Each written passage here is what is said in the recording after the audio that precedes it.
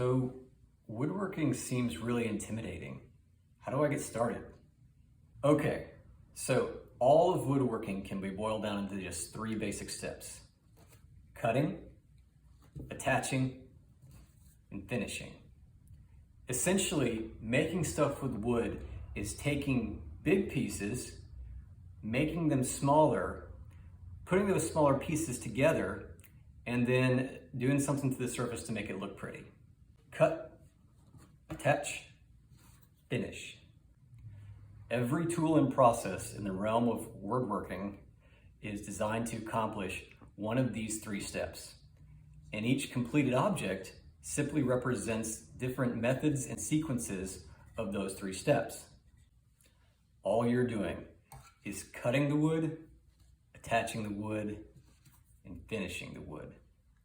That is all woodworking is.